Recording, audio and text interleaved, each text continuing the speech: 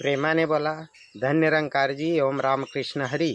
सर्वात प्रथम महाराष्ट्रातील तमाम माझ्या माता बहिणींना वटपौर्णिमेच्या लाख लाख लाख शुभेच्छा.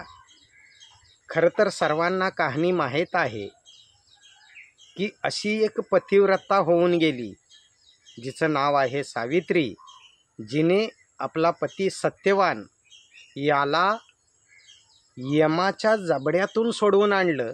मला वाटतं जगामध्ये तेवढीच स्त्री असेल की जिने आपल्या नवऱ्याला यमाच्या जबड्यातून परत आणलं. ते शक्यच नव्हतं तरीसुद्धा आणलं.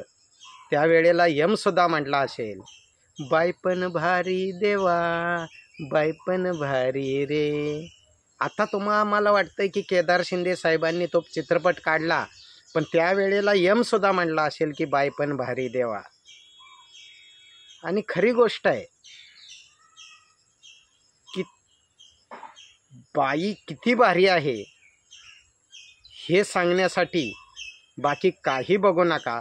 जगतवंदे जगद्गुरू जगतमान्य देहनिवासी संत शिरोमणी तुकाराम महाराज म्हणतात की तुका म्हणे पतिव्रता तिची देवावरी सत्ता. की जिची देवावर सुद्धा सत्ता असते अशी ती पतिव्रता.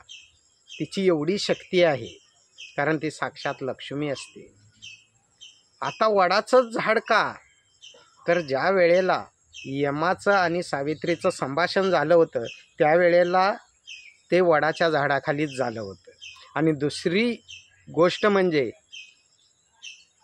की वडाच्या झाडाला सगळ्यात जास्त आयुष्य असतं.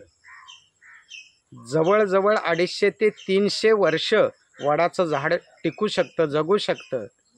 नव्हे तर काही वडाची एवढी मोठी झाडं 1000 वर्षसुद्धा जगतात. तसंच आयुष्य माझ्या पतीला लाभावं म्हणून सावित्रीने वडाच्या झाडाला खरं तर प्रार्थना केली होती. आणि तेव्हापासून पतिव्रता स्त्री आपल्या पतीला 7 जन्मी हाच मिळावा किंवा त्याला 7 जन्मा इतकं आयुष्य प्राप्त व्हावं म्हणून खरं तर वडाच्या झाडाला प्रदक्षिणा घालतात. दुसरी गोष्ट, वडाच्या झाडाचं महत्त्व असं आहे की वडाचं झाड नेहमी ऑक्सिजन देत असतं, म्हणजे प्राणवायू देत असतं. म्हणून वडाच्या झाडाला तेवढंच महत्त्व आहे जेवढं तुळशीच्या झाडाला आहे. दुसरी गोष्ट, वडाच्या झाडाखाली आख्यायिका अशी आहे की ब्रह्मा विष्णू महेश वास करतात. हे जरी असलं तरी त्याच्या पुढे जाऊन सांगतो की परमात्म्याचा काहीतरी विशेष कलाकारी असल्याशिवाय एवढे वर्ष हे झाड जगू शकत नाही. पण त्याच ब्रह्मा विष्णूला जर जाणायचं असेल तर ब्रह्मा विष्णू हर त्याशी निर्मिता तोची थोर, तो ओळखावा परमेश्वर नाना यज्ञ करुनी. तो ओळखावा परमेश्वर नाना यज्ञ करुनी. तो देव ठाई पडेना तरी यम यातना चुकेना, ब्रह्मांड नायके चोजवेना हे बरे नव्हे. जेने संसारी घातले अवघे ब्रह्मांड निर्माण केले, त्याशी नाही ओळखिले तोची पतित. म्हणून देव ओळखावा न कळे तरी सत्संग धरावा म्हणजे कळेल. जर त्या ब्रह्मा विष्णू महेशना सुद्धा बनवणारा एक प्रभू परमात्मा आहे, त्या वडाच्या झाडाला नव्हे तर संपूर्ण सृष्टीला बनवणारा विश्वविधाता, त्याला जर जाणायचं असेल तर सत्संग धरा म्हणजे कळेल.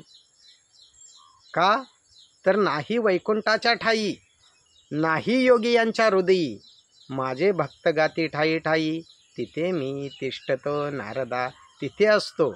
आणि आज या वट पौर्णिमेच्या निमित्ताने अरदास करतो, प्रार्थना करतो की अशा परमात्म्याला ज्याने विश्व निर्माण केलं त्याला जर जाणायचं असेल तर आज समयाच्या वर्तमान सद्गुरू माता सुदीक्षाजी महाराज अर्थात निरंकारी माताजी यांना शरण या, श्रद्धेचा नमस्कार करा आणि खऱ्या अर्थानं आपल्या जीवनाचं सार्थक करा. यहलोक आणि परलोक सुखी आणि सुहेला करा बाबांनो. प्रेमाने बोला.